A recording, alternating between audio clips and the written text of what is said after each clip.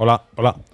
Buenas tardes, bienvenidos a la Feria del Libro de Murcia, o como le decimos este año, bienvenidos a la Feria Bonica.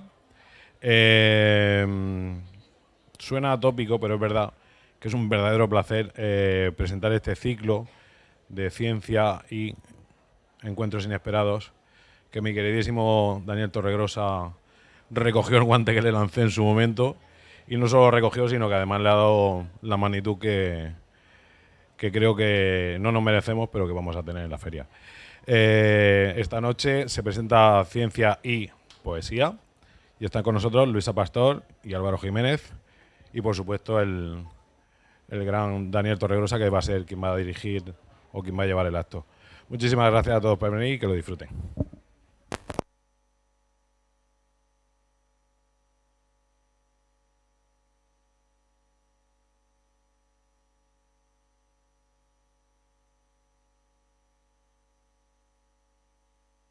¿Ahora? Bueno. Gracias, Jesús. Muchas gracias y mucho ánimo con esta Feria del Libro, que va a ser espectacular. Bueno, bienvenidas y bienvenidos a estos encuentros inesperados, que es el título un poco del ciclo que tenemos preparado para la Feria del Libro de Murcia.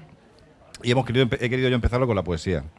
Ya que estamos en familia aquí, nos tuteamos, hacemos cualquier cosa. Y bueno, mi experiencia en poesía es cero. Nunca... he sido un gran lector de poesía, pero sí que admiro muchas obras de poesía y admiro el arte que hay en la poesía. Sin embargo, con la química sí que tengo un poco más de experiencia por mi profesión. Y hace años descubrí por casualidad que había un químico, un premio Nobel de Química, que escribía poesía. Pero muchísimos años, 20 años. En este libro, que lo leí por primera vez en la biblioteca regional y luego lo compré, que se titula Química Imaginada, con prólogo ni más ni menos que de Carl Sagan, del gran divulgador. Con lo cual digo, ¿cómo puede haber alguien que escriba poesía y tenga un prólogo de Carl Sagan? Pues sí, era Roald Hoffman, que yo conocía de la carrera. Lo conocía de la carrera, pues por las reglas de Woodward Hoffman, de química orgánica. Bueno, me sonaba, ya se me había olvidado. Seguí indagando y ya cuando ya estaba medio metido en el mundo de la divulgación, pues encontré esta obra de teatro, que es de Roald Hoffman, con Carl de Gerasi, que es el padre de la píldora anticonceptiva, o sea, un científico también.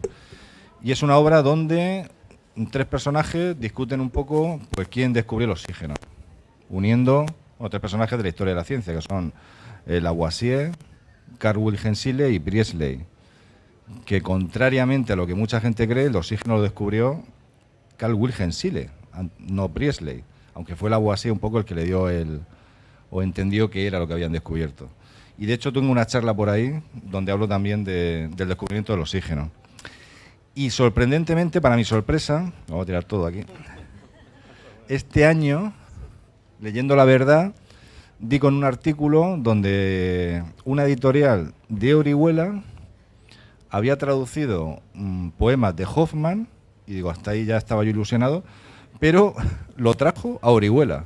O sea, Roald Hoffman estuvo hace unos meses, ya nos lo contarán, yo os lo presento ahora, Luisa Pastor y Álvaro Jiménez, trajeron un premio Nobel de Química a media hora de aquí, estuvo con vosotros, luego fue a Barcelona, y sobre todo lo que venimos aquí esta tarde a presentar y a hablar un poco es sobre este poemario, esta traducción de Luisa, de los hombres y las moléculas, que es una maravilla, de verdad. Yo lo he dicho antes, tomando café, los he conocido hoy. Es una pasada de libro.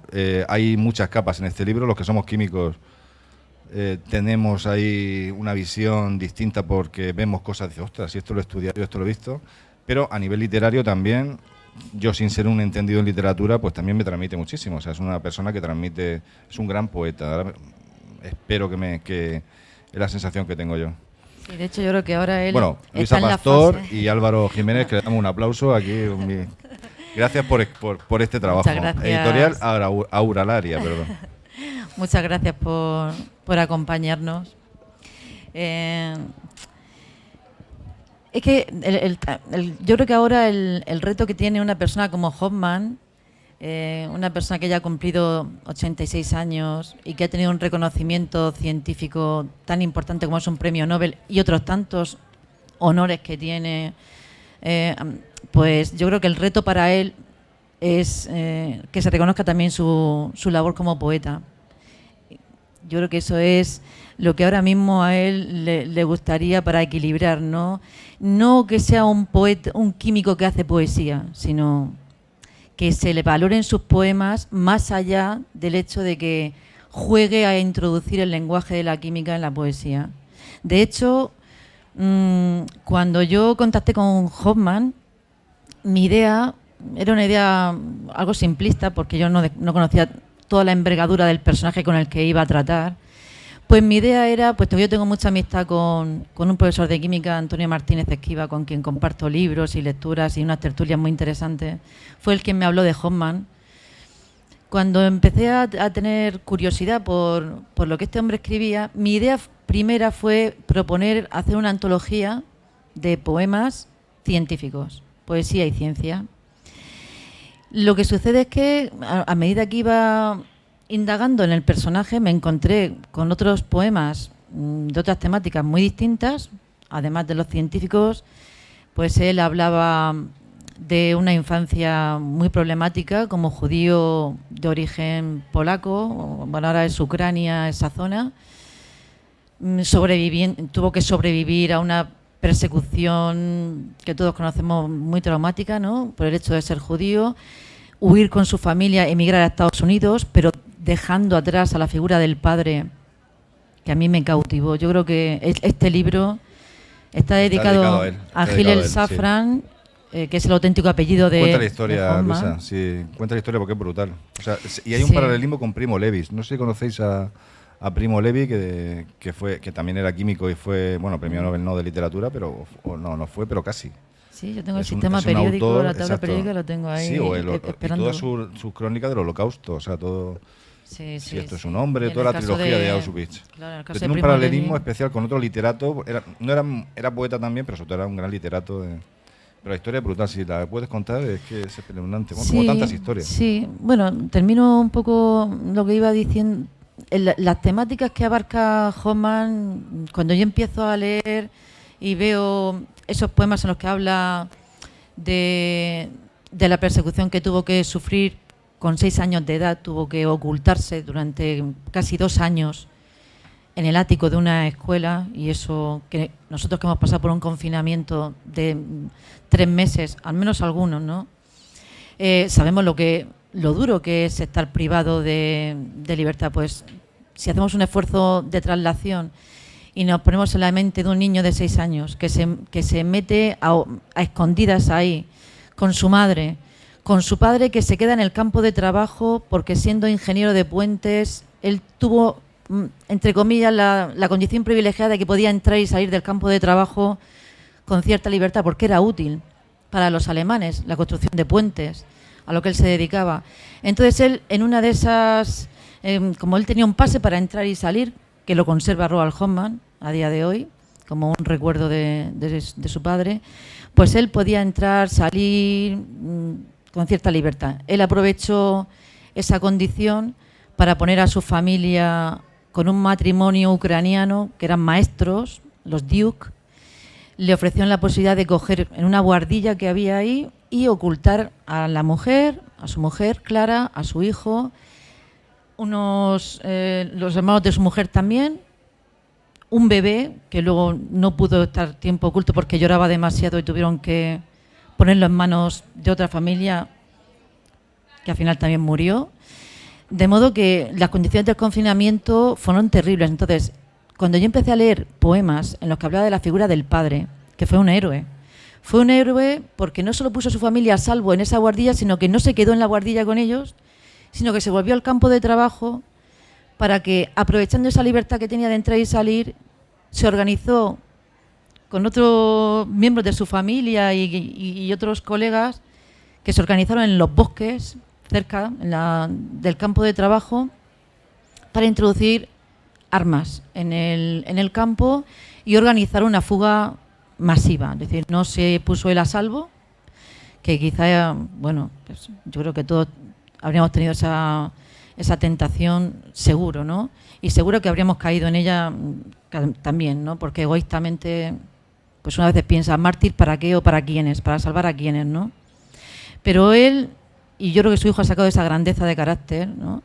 Volvió al campo y entonces organizaron esa especie de fuga que se frustró porque hubo una persona, por cierto, judía, no era un guardia ucraniano ni nada, fue precisamente un guardia judío el que pues dio el chivatazo de que aquello se estaba organizando, seguramente por miedo a represalias, a que si salía mal los iban a justiciar a todos, hay que comprender también las circunstancias, pero el caso es que se organizó esa revuelta, fracasó y todas las personas implicadas, el padre de Roald en particular, pues fueron torturados y ejecutados. Entonces hay un poema que digamos que fue para mí el flechazo de Hoffmann. Yo había leído ya algunos poemas científicos que me pasaba mi amigo Antonio Martínez como químico, pero yo decía, Antonio, pues sí, curioso, chocante, mira que aquí de la oxidación, bien. Pero cuando yo leí Junio de 1943, en la que se habla precisamente de cómo él, siendo niño, tiene en la memoria el héroe que fue su padre, al que prácticamente no conoció, con 6 años, ¿no? Y lo cuenta de una manera, la desaparición de la figura paterna, y luego en otros poemas como él habla de tú me dijiste que vendrías y me fallaste, ¿no?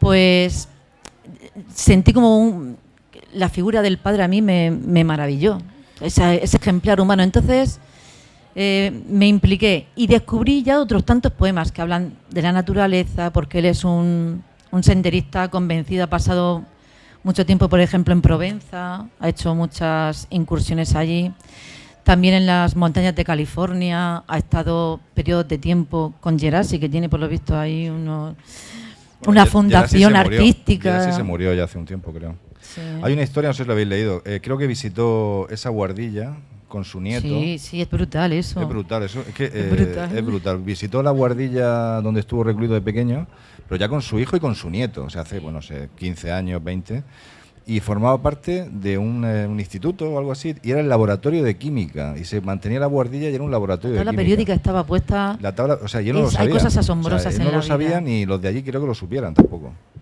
O sea, la realidad supera la ficción, y en este caso...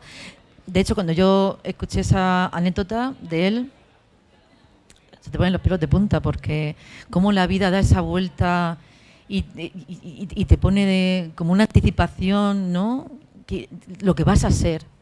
La tabla periódica va a formar parte de tu vida, aunque él no quería ser químico, o sea, no era su vocación. No. Bueno, ¿quería ser poeta o qué quería ser? Bueno, sus padres querían que fuese médico, porque además siendo hijo de emigrantes...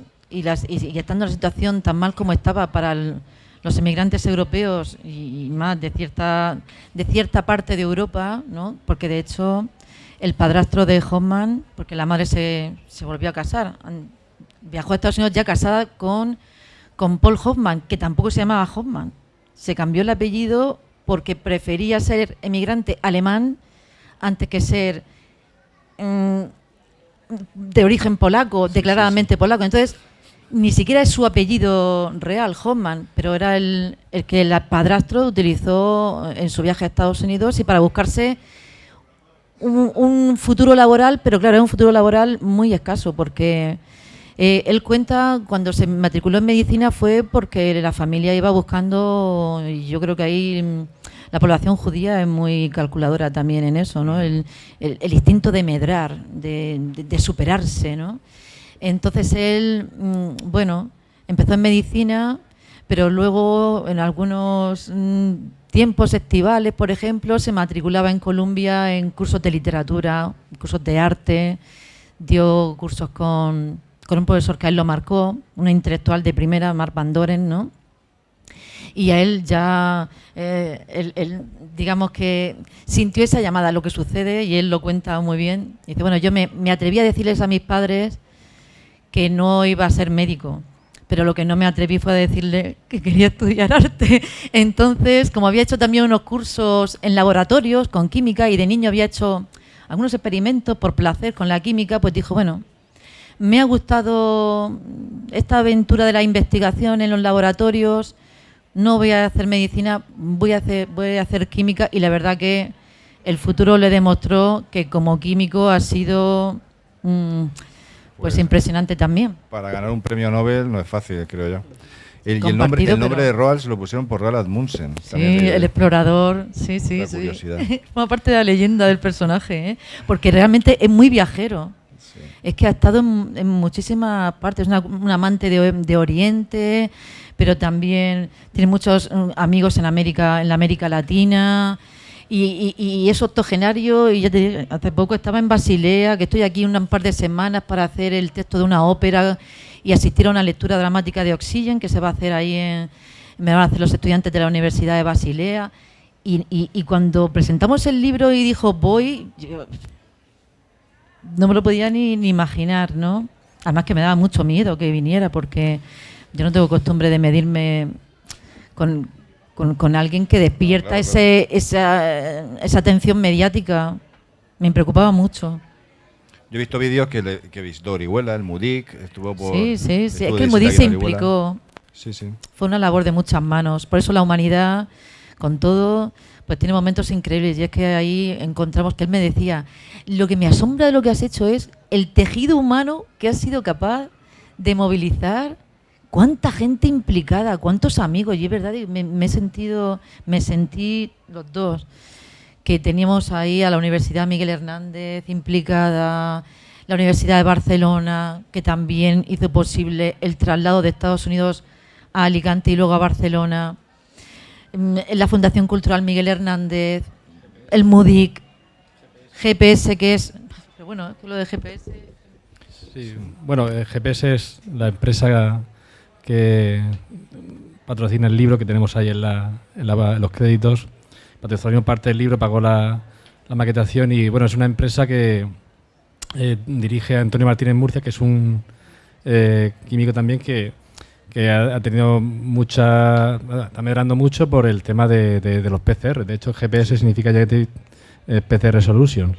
Y bueno, le planteamos la idea y la verdad que también le entusiasmó. Es que no me extraña. Le entusiasmó. No me extraña. Yo creo que podemos, para hacernos una idea de lo que es la poesía de Hoffmann, yo le voy a pedir a Luisa, si puedes leer o declamar, la que inicia el libro, Los hombres y las moléculas, porque, como os he dicho antes, digo aquí, los que tenemos un poco algún conocimiento de química, cuando leemos esto y escuchamos la palabra colisiones y cómo la asocia con la naturaleza humana, pues claro, le damos una dimensión, un poco un añadido. A vosotros os lo han explicado seguramente, pero es que Hoffmann es un químico realmente que escribe poesía, no es un poeta que sepa de química, es una persona que conoce muy bien la química y sobre su química, que es su vida, construye, esa es mi opinión, creo yo, construye estas poesías.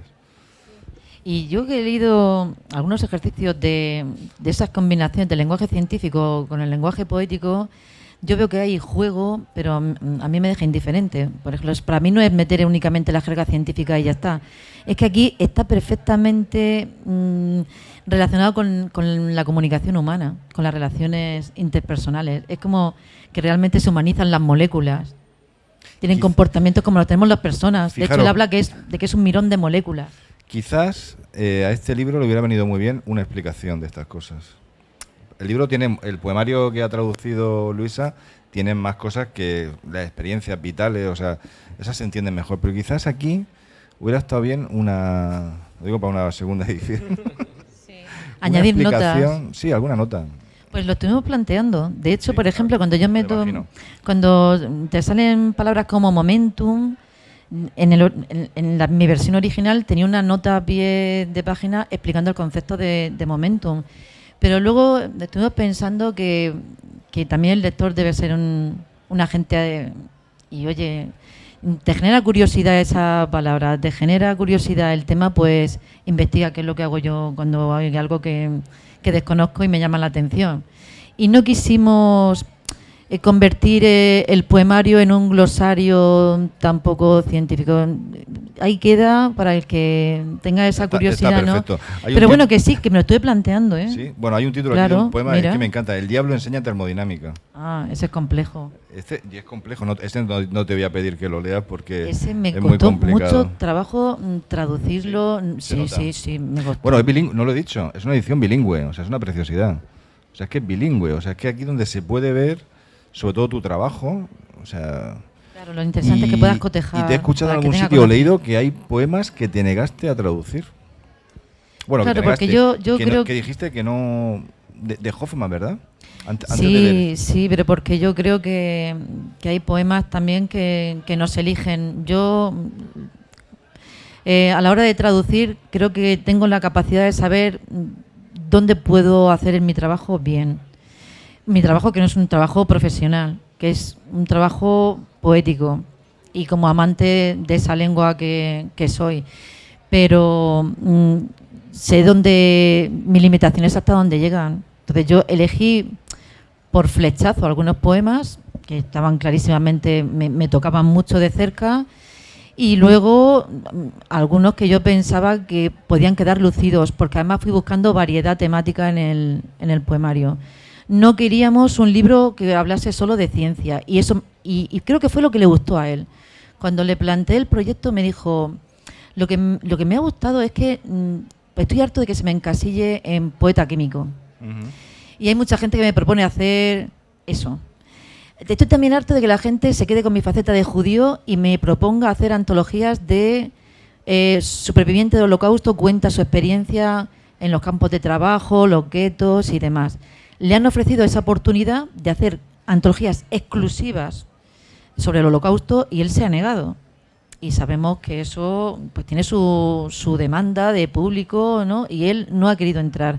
Entonces, cuando yo le dije, quiero una antología, pero que te represente en toda la riqueza humana que tú tienes, como químico, como amante, porque hay poemas también dedicados al amor. La verdad que no es un amplio porcentaje, pero también como amante de la naturaleza, buen senderista que es. Hay incluso poemas dedicados a aficiones suyas personales, como la alfarería, la cestería. En fin, es que es una persona muy curiosa, y cuando vino a Orihuela, por ejemplo, visitaba GPS, pues él preguntaba mucho acerca de todo, de cómo se hacía esto y cómo... Entonces, es una persona muy polifacética, y yo quise que la antología fuese una selección de poemas a mi gusto, de toda su obra, pero fundamentalmente pues de dos libros, de Constantes del Movimiento, que era el último de 2020 que estaba publicado, y también de otro libro que no ha publicado aún, que es Teoría de los Sueños. Me lo mandó íntegro el manuscrito, pero yo hice una selección. Están escogidos a mi gusto y buscando una variedad de tonos. No hay división en secciones, no quise una división, quise que tuviesen ahí una dinámica de variedad, que hubiese distintos tonos, distintos estilos, que has leído un poema de carácter químico, ahora te quiero llevar a Bonnier, por ejemplo, ahora te quiero llevar al Louveron, y hablarte de otra cosa muy distinta. Y yo creo que eso a él le gustó mucho, le gustó la selección, y además cómo has dispuesto la selección. Y yo creo que por eso enseguida entonamos. Él concibe esto como un juego, y en mi mensaje lo que le dije yo, pues, let me be a part of the game. O sea, permíteme, por favor, formar parte de jugar yo también. Entonces nos entendimos muy bien, y he tenido la suerte de que en la traducción él me ha colaborado. O sea, yo cada poema, esa semana te envío un poema con mi traducción. Él, español, un poquito, pero no lo suficiente como para poder trabajar en profundidad la traducción, pero sí que yo le decía, yo te voy a subrayar aquellos pasajes en los que tengo dudas, y tú me vas a tener que aclarar, parafrasear, decirme qué hay detrás de este poema. Y eso yo creo que está en la base de la calidad de esta obra, que está hecha por él, para él y con él. Sí, sí. Bueno, Bueno. Yo creo que en español, aparte del tuyo, esos son los que están aquí en la mesa, pero además Catalista. no se... Catalista, Sí, pero que no se Catalista, publicó en mira. editoriales españolas. Sí, sí, Huerga y Fierro. Pero que fue... Este es el Fondo de Claro, Cultura Económica. Claro, Fondo de Cultura De Económica. hecho, ¿dónde lo has comprado? Porque aquí en España... Tengo conseguidores. Ah, Tengo claro, conseguidores. claro. Porque yo tuve que Cuando algo me comprarlo... gusta, tengo conseguidores. Claro, sí. yo tuve que comprarlo por Iberlibro. Sí. Y me tuvieron que traer, creo que de México, porque es del Fondo de Cultura Económico. Aquí en Y España no está tampoco comercializado. Este tampoco. La obra de Teatro Oxígeno también es del Fondo de Cultura Económica. Sí, sí. Es que él en México sí. tiene además contactos con Carlos Chimal, que te sonaba también. Carlos Me Chimal es suena, un divulgador sí. científico importante. En España solo estaba Catalista, que a mí lo primero que hice cuando empecé a curiosear por Hoffman fue encargarme este libro, que lo publicó la editorial madrileña Huerga y Fierro. Y aquí el coordinador fue Francisco García Olmedo, que también es químico, y entonces coordinó a una serie de personas que habían hecho ya traducciones de Hoffmann, y él añadió otros tantos poemas. Además, coincidió con Hoffmann en Estados Unidos, lo visitó, o sea que tuvo también la oportunidad de que él le pasara manuscritos y todo. Francisco García Olmedo hizo muy buen trabajo, y además yo aquí en el prólogo se lo reconozco y se lo agradezco, porque gracias a él pude hacer la antología. No creo que sea fácil de conseguir ese libro tampoco. Sí, pero yo esto lo pedí por Iberlibro y igual. Pero este es costoso, y además costoso de caro, porque como tienes que pagarle el traslado intercontinental. Yo lo conseguí en Todo Colección y no me costó caro. Ah, claro. Pero sí. además nuevo. Mi amigo Antonio también es de Todo Colección y consigue... Sí, yo lo conseguí en Todo Colección, y la vez que está ilustrado... Sí. Creo que se puede conseguir. En Todo Colección hay varios. Sí. Difícil de conseguir no es, pero No es. te puede salir más... Y está curiosamente estaba en la Biblioteca Regional hace mucho tiempo. Sí, Imagino que seguirá en el catálogo. sí. O sea, Está todo ilustrado. Los que es estamos un aquí en libro Murcia, muy... la Biblioteca Regional de Murcia, está en su catálogo el libro, y yo lo descubrí allí por casualidad. Pues sí, él también hizo un trabajo de colaboración con Vivian Torrans, que es una ilustradora alemana, creo que de origen alemán. Y él hablaba también de trabajo de co-creación. No es que ella me haya dibujado, le haya puesto dibujos a mis poemas, no. Es un trabajo de colaboración. Es que él el trabajo colaborativo le gusta mucho. El ámbito científico, él lo dice, promueve La ciencia es así. el trabajo de compañerismo, de trabajar todos con división del trabajo y con solidaridad. Vamos a llegar juntos a un término, pero con esfuerzo de todos, no es labor de una sola persona. Y eso también me gustó. Y este libro es eso, un trabajo de cooperación de muchas personas también ahí. Bueno, estamos con Los hombres y las moléculas, que no Los lo vas a hombres y leer las ahí. moléculas. Fue el primer poema que traduje. Por eso yo tenía ¿Y claro... el primero que leíste de él, te acuerdas o no? El primero que leí me dejó muy indiferente. Lo digo en el prólogo, muy indiferente. Yo creo que era un poema, pues eso, de los primeros que él hacía, intentando buscar esa combinación de la ciencia con lo humano, pero yo creo que no tenía cogido todavía el asunto. Pero, por ejemplo, Solitón, sí. En Solitón ya tenemos ahí Solitón. Ahí sí que vi ya un poema que me hablaba de cosas científicas, pero que luego me lo emparejaba muy bien con el amor, por ejemplo. Y con Los hombres en las moléculas me pasó pues lo mismo. Y cuando leí Los hombres en las moléculas sí que dije, aquí sí, me atrae. Y de hecho, cuando traduje este poema, yo no sabía que iba a hacer un libro de Hoffmann. O sea, lo traduje porque era para mí atractivo ver qué decía esa persona en su lengua, ¿no? Lo que sucede es que me gustó tanto el trabajo, además comentando con mi amigo Antonio, por ejemplo, yo decía movimiento inarmónico, porque lo de anarmónico, y me decía Antonio, no, de inarmónico nada, tú lo estás llevando a tu terreno Claro, que profano, suena bien. pero tú, eso es un término químico, y entonces dije, Antonio, Claro. pues entonces, ¿por qué no hacemos algo juntos, en colaboración? Y nos ponemos a traducir poemas científicos de Hoffmann. Era la idea primitiva, científicos. Se sumó Antonio al proyecto, y entonces me envalentoné y le mandé un correo a Hoffmann, porque en la página web, eso sí, él tiene un correo electrónico que está a disposición de cualquiera. Yo pensé que no me iba a contestar, pero me contestó además enseguida. Yo creo que no tardó ni una semana cuando yo le dije, he traducido este poema, me gusta, tengo una pequeña editorial, nada, acaba de arrancar la editorial, pero sería para mí un honor poder hacer una selección de tus poemas, traducirlos con tu ayuda y editarlos. Claro, para mí esto era impensable. Es increíble. Cuando me es una contesta, y me historia contesta chulísima. además con la ilusión de vamos a ver, vamos a ponernos en marcha a ver qué sucede, y además muy agradecido, y además poniéndome todas las facilidades, pues me faltaba ir votar por mi pasillo, ¿no? Yo ese día me costaba hasta dormirme. Cuando le contesté decía yo, es que ahora mismo voy que no puedo ni coger el sueño de la excitación que yo tenía. Claro, yo no tenía ni proyecto. le eché un órdago al asunto. Yo hablaba de un proyecto que no existía. Tuve que, en poco tiempo, me puse en toda la mesa todos los poemas que yo tenía, ¿no? Y empecé, pues, a sobrevolar todo y a decir, esto me gusta. Pues bueno, el caso es que yo dije, yo tengo que darme prisa. Yo se lo decía jocosamente también a mi compañero, digo, tenemos que darnos prisa porque además, pues eso, hoy lo tienes, mañana puede ser que no, porque además estas personas están muy comprometidas con muchas cosas. Ahora me ha dicho que sí, pues es mi momento. Entonces le dije, Antonio, este verano hay que trabajar, vamos, hay que poner codos, y la verdad que una parte importante del trabajo se hizo entre julio y septiembre de 2021. Una parte muy importante del trabajo.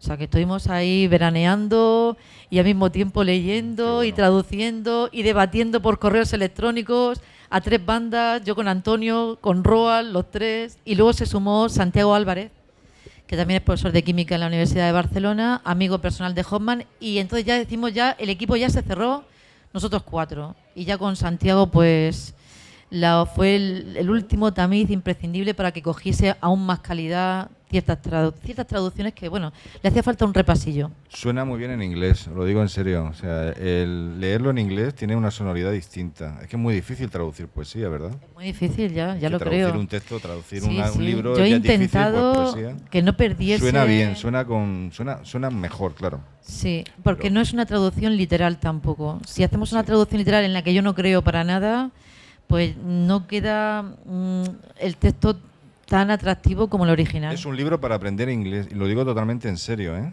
Porque se aprende inglés, ¿eh? O sea, yo lo tengo ahí oxidadito, pero bueno. Sí, sí. Pero lo le dice, para mí ha sido un estímulo añadido. Que el inglés viene, o sea, que es un libro multifunción.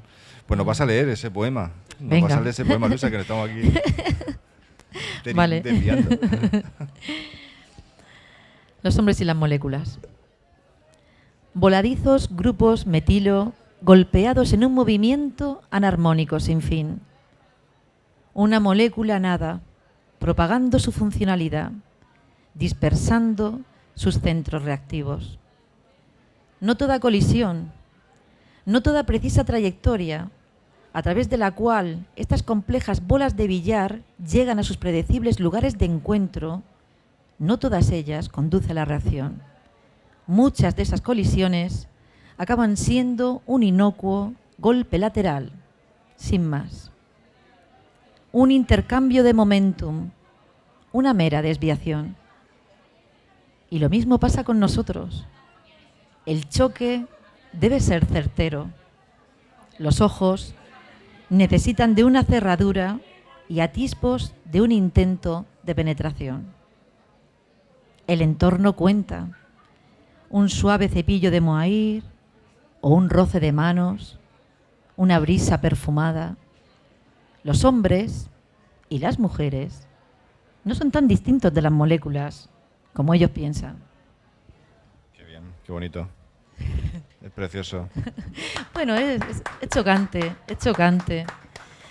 A mí me gustó mucho porque yo, que no vengo del ámbito científico y que siempre he creído que no tenía curiosidad por el ámbito científico, a partir de conocer a personas como Hoffman o como mi amigo Antonio Martínez, pues me he vuelto una persona curiosa. Es como un renacer intelectual y que genera ganas de saber más. Entonces, solo por eso a mí me ha merecido mucho la pena, porque creo que soy una persona que se ha enriquecido muchísimo con la exploración de algo que yo creía que a mí no me interesaba y que resulta que ahora veo en las moléculas, en los átomos, lo que somos, parte de lo que somos, y que si nos negamos a comprender, yo soy a mis alumnos de humanidades, estamos renunciando a unos conocimientos porque nos han enseñado a que somos de ciencias y somos de letras, y eso nos ha perjudicado, sobre todo a la gente de humanidades, nos ha perjudicado enormemente, ¿no? La idea de que no tenemos curiosidad por algo que yo creo que va congénito en el ser humano. ¿Qué somos? ¿De qué estamos hechos? ¿Cuál es nuestro destino? ¿Cómo podemos decir que no nos interesa? Yo ahora creo que soy otra persona, la verdad, después de conocer Qué bien. a Hoffman. Qué gusto, de verdad. Sí, es que siempre se habla de estas dos, esta división. Yo soy de letras, tú eres de ciencias. O sea, totalmente artificial. Las dos Y cuando la culturas, ciencia las dos antes, culturas, hace sí. 200 años, el lenguaje de la ciencia era el latín. Y cuando veía lo que estudiaban los científicos o filósofos naturales de la época, estudiaban griego, latín, literatura y luego matemáticas, químicas. No sé, nunca los separaron. De hecho, etimológicamente descubrían algo, le ponían referencias mitológicas o referencias clásicas. Y Y en el en último Bolonia, siglo, bueno, sí. menos que en los últimos, sí, en el último siglo, ya empezó esa separación artificial que al final Sí. tenemos que encontrar a gente que la una otra vez. Sí, sí, sí. No, yo leía curiosidades preparándome una conferencia que tengo sobre Hoffman, en la que la Universidad de Bolonia obligaba a sus estudiantes a presentar ciertas disertaciones en sonetos. Qué bien. En sonetos, digo, como para hacer el ejercicio ahora Oye, pues mismo mira, sí, en sí. clase. Pero por lo menos se interesa. Exprésate en sonetos. Hay gente madre que no amor. sabe lo que es O sea, un soneto. El latín claro, se ha a eso me elimi- el- refiero, el a eso me latín- refiero aquí. El latín se ha eliminado de la educación secundaria obligatoria. Mi hija va a empezar la universidad sin saber nada de latín. Sí, no, Cuando antes por lo menos persiste, teníamos el pero- BUP, una asignatura obligatoria que era latín. Sí, persiste, pero hay una minoría de estudiantes que se aferran todavía a la cultura clásica, afortunadamente. Porque cuando ese reducto desaparezca, pues lo que decía Cavafy, ¿no? Que vienen los bárbaros. Y que vienen los bárbaros y además con el aplauso del personal, que es lo más triste. Bueno, para ir terminando por el calor, yo te invito a que nos leas otro. A lo mejor quizás no ya de la parte más científica, no sé si tienes pensado alguno. Pues depende, no sé, Alguno que te guste a de ti, qué de parte. verdad. Nos gustaría escucharte porque lo haces muy bien. Y A mí además yo como tengo los tienes interiorizados. tanto cariño por la figura del padre, pues voy a leer Fantástico. lo que él llama, el poema que él titula My Haunt, mi refugio. Mi refugio, las fotos rescatadas de la guardilla. Un hombre y un chico despierto, enmarcados en una franja de clara luminosidad. La puerta entreabierta. Su maletín de herramientas de dibujo, con las cubiertas desgastadas. Sus dedos haciendo chasquear el cierre del maletín. Su mano sobre los compases. En mi cerebro, las neuronas que una vez recordaron cómo me daba unas palmaditas en la cabeza a principios de 1943. La tarjeta identificativa que dice el judío Hillel Safran, empleado de Rav Dul Hunt, tiene permitido el paso, firmado Gaulieter K. Müller. En el campo de trabajo, escribió largas notas en polaco en un libro divulgativo sobre teoría de la relatividad. Alguien debe de saber en qué parte de Zolokov arrojaron su cuerpo, sus ojos, en una fotografía, mis ojos, los de mis hijos. Ah, precioso. Yo aplaudo al padre. Ese libro que cita en el poema lo tiene Hoffman. De alguna forma consiguieron rescatar ciertas cosas, porque ese libro que habla sobre la relatividad era un libro que él estuvo anotando mientras estaba prisionero y luego la familia lo recopiló. Y él cuenta, que a mí es un detalle que me emociona cuando lo pienso, en la mitad del libro están las anotaciones del padre de Roald, y luego la viuda, cuando recogió ese libro, la segunda parte del libro está con las anotaciones de la madre sobre los sentimientos que ella experimentó cuando perdió a su marido ahí. Entonces, digamos que es el tesoro. Cuando él habla de su refugio, es lo que me queda de aquello, ¿no? De mi padre, esos fogonazos, una fotografía en blanco y negro que, por cierto, me la mandó por correo electrónico, y es que yo me eché a llorar simplemente porque ya estaba sensibilizada con la historia, y ver que al final todo se reduce, que no sé ni dónde está el cuerpo del padre, que sabe que está enterrado, igual que está enterrado su abuelo, en algún lugar, cuando él fue a visitar Ucrania y vio un territorio en el que posiblemente estaban familiares suyos, su padre. Ese trauma tiene 85 años y ahí sigue saliendo el niño que no ha podido, no tiene un lugar de referencia para enterrar a su padre, ¿no? Entonces, pues bueno, creo que son muchos poemas de muchas cosas distintas y Y bueno, si tenéis la oportunidad y la curiosidad, pues yo creo que que Roald Hoffman no defrauda nunca a nadie. A mí, conmigo, desde luego, pues fue un enamoramiento instantáneo, ¿no? Lo expliqué así. Qué bien. Bueno, vamos a darle paso aquí al público asistente si queréis hacer alguna pregunta o comentario. Animaros. No, no te creas.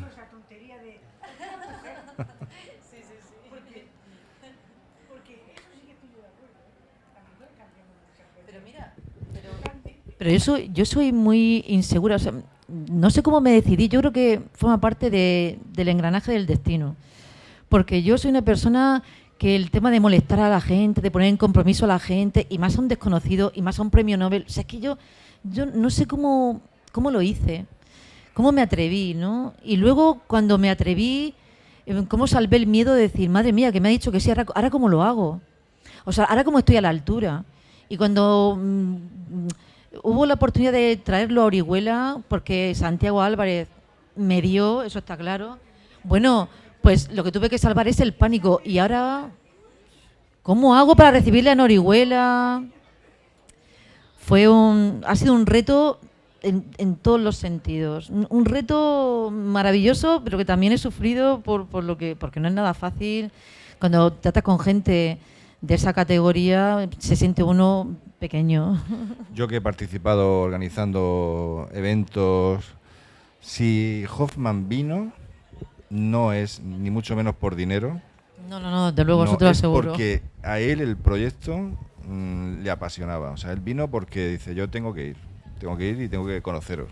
O sea, eso lo tengo clarísimo. Sí, además luego, por ejemplo, cuando visitó el MUDIC, pues que bueno, que es un museo todavía muy modesto, pues de las cosas que él más recuerda, porque luego los mensajes que hemos tenido después, pues fue la visita al MUDIC, que hubo momentos allí con alumnos que le explicaron cosas y eso demuestra su grandeza y su categoría, ¿no? Que él se quedó con cosas muy... que nosotros decimos, bueno, sí, contacto con la gente. El contacto con la gente joven es que para él es muy gratificante. Por ejemplo, él dice, yo soy científico, bien, soy poeta, pero soy también profesor. El comunicar, el hacer ahí el trasvase a la generación siguiente. Por eso cuando le dieron el premio Nobel, el discurso que él dio en el banquete iba dirigido a los estudiantes de Estocolmo, animándoles a hacer esto con pasión, poner pasión en la investigación. Está aquí el discurso, ¿eh? El discurso está en el libro. Está incluido en el libro, sí. Una pregunta. No es una pregunta, bueno, sí y no. Yo, que conozco el libro, os animaría, igual que los he animado a poner unas aclaraciones, que no vendrían mal, os animo también a que eso que tú has relatado sobre cómo se fraguó el libro, al mismo tiempo que los antiguos apéndices de atrás enriquecen el libro, pues que también eso podría enriquecerlo y enriquecerlo mucho. Y ahora os pediría que, por ejemplo, hablaseis de la conferencia que Hoffman dio en la UMH. Si recordáis algo que os llamó la atención, porque yo la recuerdo, estuve presente y me pareció maravillosa.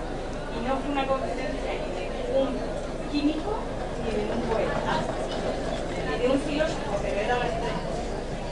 Si hay algo que destacaríais por completar un poco todo esto. Yo no lo he visto porque no sé si está online. Pues Creo que no. Ahí sí que tuvimos un error de organización porque nos confiamos con que se iba a grabar y no. Sí que se tradujo, hubo traducción simultánea. A mí lo que más me llamó la atención en esa conferencia, que era más específica, o sea, iba destinada a los estudiantes de una universidad que está centrada sobre todo en cuestiones de... Claro, no era, tiene otras más divulgativas, pero esta era mucho más específica, ¿no? Y había mucha gente joven entre el público, muchos alumnos míos. Mi ahijado, que tiene 13 años, si le gusta la química, se fue con compañeros, ¿no? Y uno puede pensar que una charla tan técnica y tan específica, lo que pasa es que él tiene la capacidad de encontrarle el humor y humanizar las cosas más técnicas, ¿no? Pero bueno, aún así tenía su rigor. Y hubo gente que incluso en el coloquio estuvo en contacto con él, pidiéndole aclaraciones y demás, lo que quiere decir que es una persona de 85 años en ese momento que sabe conectar con la gente joven, que sabe entusiasmar por la ciencia a la gente joven, y ahí se nota también su faceta que siempre ha tenido de divulgador. Yo siempre me acordaré de un vídeo en el que habla de cómo se descubrió, o sea, cómo se hace el color azul del tinte, ¿no? El índigo, que él tiene una charla sobre eso. Una serie. Y además, Es que tiene una pero serie tú lo has que es visto en Bañador. El mundo de la Tú química. lo has visto en Es Bañador que- sacando los caracoles. Sí, Con- me la he visto entera, o sea, con es la- una pasada. con las es una- gafas, el y bañador. La he visto Ay, a está raíz muy gracioso. de hace, bueno, la vi hace unos muy pocos meses. O sea, igual que Jacob Bronowski tenía El ascenso del hombre, Carl Sagan, Cosmos, estas grandes series míticas de ciencia, no ha llegado a traducirse a España, o yo no sé si ha llegado o no ha llegado, nunca llegó aquí, pero hay una serie de televisión de, ¿cuántos? 9, 10 capítulos puede ser. El mundo de la química, donde él pues habla de los tintes, del descubrimiento de los tintes. A mí se me O sea, encanta. es un poco antigua, o sea, hay cosas que están un poco Sí, desfasadas, sí, desde los evidente, años evidente. 80 puede ser, o sea, de los 80, pero bueno. Pero es que es una faceta y no sé por qué no ha pegado ese salto al mundo de la divulgación, porque es un desconocido a nivel de divulgación. Sí. Lo digo ya, o sea, nadie lo conoce como Sí. divulgador. Se conoce un poco esa faceta poética y como premio Nobel, por supuesto, vamos, eso... Sí, ellos además... Y os él, digo una además- cosa, esta gente a este nivel, el correo electrónico no lo ve él.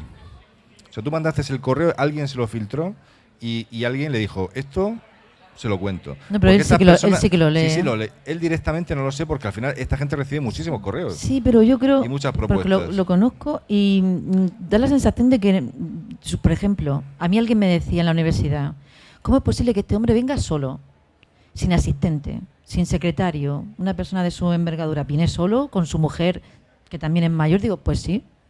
Nunca hemos tenido intermediario. Por ejemplo, yo, que hemos editado ahora una antología de Miguel Hernández para tratar con Joan Manuel Serrat y conseguir un texto para incluirlo en la antología en el que él habla de Miguel Hernández en un discurso que dio. Yo no he tratado directamente con Serrat en ningún momento. Ha sido a través de su secretaria. En ningún momento, ¿eh? Pues eso me sorprende que así... vamos, Pero, yo- era pero mi- con Rol yo le escribo un día, por ejemplo, de noche y al Bueno, día entonces siguiente a sí, las claro, horas, sí. y además él me decía, mi madre me enseñó a contestar, a llevar bien la correspondencia, que era una cuestión de educación. Cuando alguien te escribe, dar contestación, ¿no? Si yo os contara de algunos que no son nadie, que no contestan aquí, bueno, es que me tendrían que echar, esto se está grabando. No tienen Si yo os madre, contara- no tienen o sea, madre. Esto demuestra la categoría que tiene Roald Sí, Hoffman. por eso digo que es una persona... Por eso ha llegado donde ha llegado. Esta gente llega También, así. Estos también, son grandes sí. genios de la humanidad.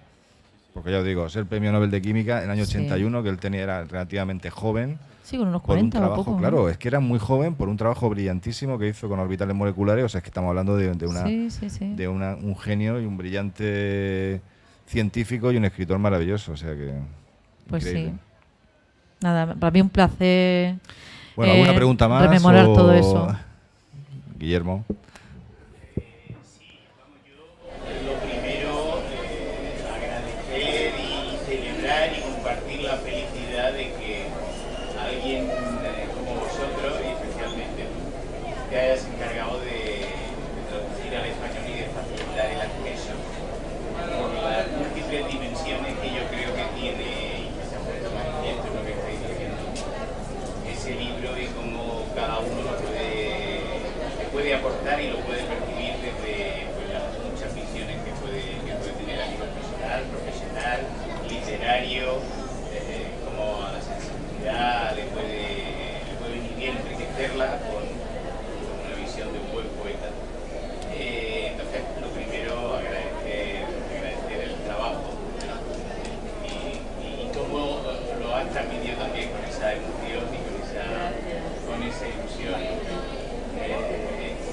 También el acierto de Dani, como es igual por otro lado, en ir tocando y en ir presentando y en ir planteando abierto al público pues, estas dimensiones del mundo de la ciencia, del mundo de los científicos que yo creo que enriquecen y nos ayudan a terminar o a ir avanzando en percibir que el mundo de la ciencia y en concreto el mundo de la química es algo más que chimenea echando humo y que la palabra química no tenga siempre que venir asociada a algo peyorativo,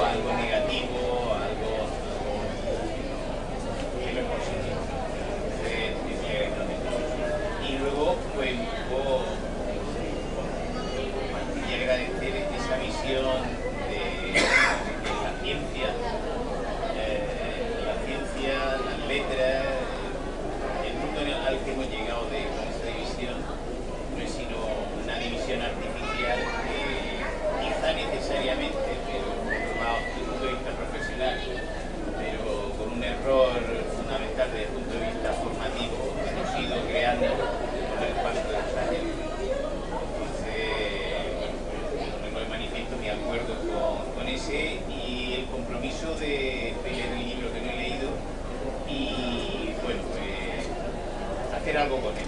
Ya veremos qué significa ese hacer algo con él y con vosotros. Bueno, representantes del decano de la Facultad de Química de Murcia, que para los que no me conocen. Muchas gracias. No comprometerme ahora nada, pero sí abrir esa posibilidad y esperar que podamos contar con vosotros si al lugar el mundo. Muchas gracias. Gracias, Guillermo. Además, estás haciendo una labor espectacular en la facultad porque la estás abriendo. O sea, las facultades son facultades de química, la estás abriendo a la gente, estás organizando actos estupendos. En el último año, que llevas un año, ¿no? Se cumple ahora un año de mandato. Así que, bueno, genial. Bueno, de verdad, muchas gracias, Laura, Álvaro. A vosotros, a toda la organización Auralaria de la Ediciones feria. al completo, que hay que decirlo, porque Auralaria sois vosotros dos. Sí, sí, Ellos estamos son poliempleados. ellos son profesores y pues como yo también Sí. tengo otro trabajo, pues nos encanta Sí. dedicar el tiempo libre a nuestra pasión. Yo creo que al final uno Sí, pues haremos encuentra... pocos libros, pero muy bonito la edición, de pero verdad, con muy mucha cuidada. implicación personal. Enhorabuena de verdad lo que es el... Han sido Además, 2 hay que años de decir, trabajo, pero muy merecido. La ilustración es merecido preciosa, que es de un pintor que es Pepe Aledo, ¿no? Sí, de un pintor de Orihuela. Y toda la colección tiene... Toda la colección va con... Y de hecho todo el icono, el símbolo de la, el símbolo también. de la editorial es de Pepe Aledo. Por Y- eso se llama se llama Aledo, la colección de poesía. Y Luisa escribe poesía también y el primer título fue suyo, Las rosas terminan. O sea Sí, que, sí. al final Pero es que yo creo va a quedar que... una colección muy bonita. Yo creo que por eso la traducción de los poemas de Hoffmann, y está mal que yo lo diga, pero yo creo que la traducción poética requiere también de un poeta detrás, además de la formación científica que yo he tenido la fortuna de tener a Santiago Álvarez y Antonio Martínez que se ocupaban de esa parte, pues yo creo que la traducción de poesía pasa también por un ojo poético. Pues muchas gracias por acercarnos la poesía de Muchas Hoffmann, gracias de verdad, Gracias, por estar aquí. Y nos seguiremos viendo.